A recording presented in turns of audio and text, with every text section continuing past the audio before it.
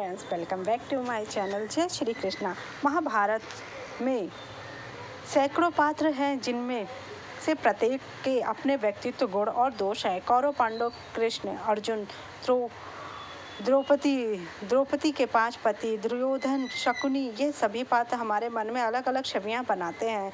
इनमें कर्ण एक ऐसा पात्र जिसके जन्म से लेकर मृत्यु तक की घटना अनूठी है। आइए जानते हैं महाभारत युद्ध के बाद फिर क्यों जिंदा हो गए थे कर्ण।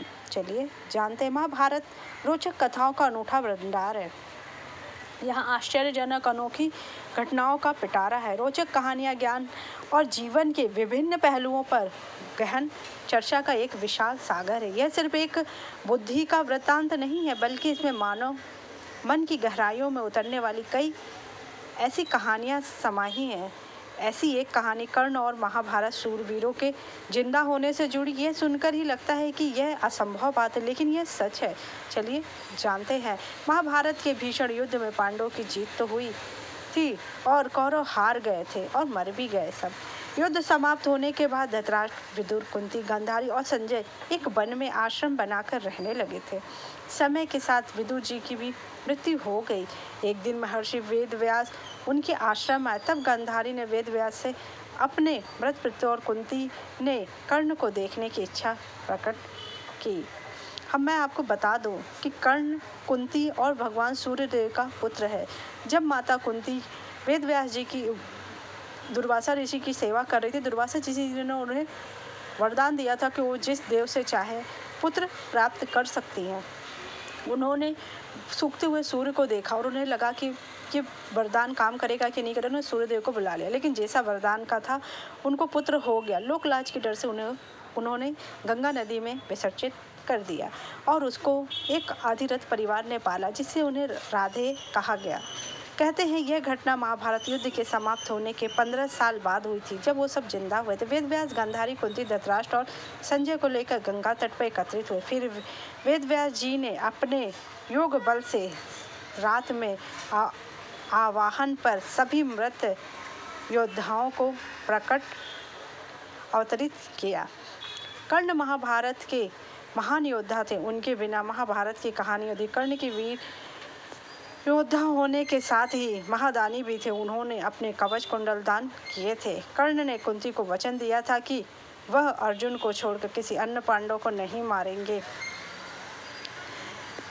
जिससे उन्होंने अपना वचन निभाया। वेदव्यास के आह्वान पर कर्ण भी गंगा तट पर प्रकट हुए। उनका अपनी मां कुंती से मिलन हुआ। वेदव्यास जी के आह्वान से जिंदा हुए कर्ण को देखकर कुंती बहुत प्रसन्न हुई। कर्ण ने कुंती को प्रणाम किया और कुशल क्षेम पूछा। कुंती ने उसे भी मां का प्रेम न दे पाने के लिए आंसू बहाने लगी और माफी मांगने लगी।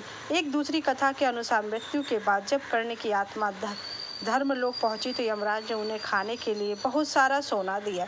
यह देखकर कर्ण चकित हो गए और पूछे कि उन्हें भोजन की जगह सोना क्यों दिया गया है।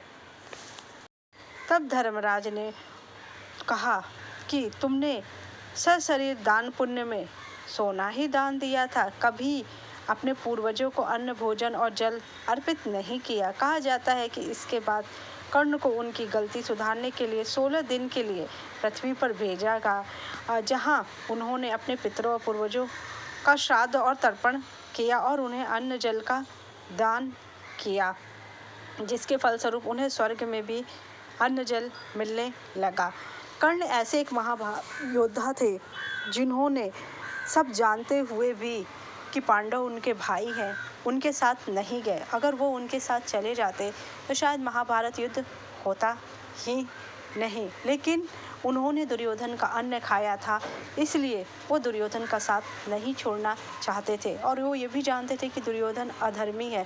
अगर धर्मराज युधिष्ठिर अपना ताज उसको दे देंगे तो उसको ना चाहते हुए भी दुर्योधन का ऋण चुकाने के लिए वो ताज दुर्योधन के सर पे रखना पड़ेगा और दुर्योधन का राज्य हो जाएगा, जो कि अधर्म का राज्य। वो ये ऐसा नहीं चाहते, इसलिए उन्होंने अपनी माता को मना किया।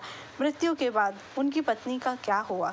मृत्यु के बाद उनकी पत्नी ने अपने पति की चिता पर पर सती होने का निर्णय लिया और दूसरी पत्नी ने, जो उनका एकमात्र पुत्र बचा था, उसको लेकर राजपाट संभाला, जिसे पांडवों ने उनको संरक्षित किया। अगर आपको मेरी जानकारी अच्छी लगी तो चैनल को लाइक करें, सब्सक्राइब करें।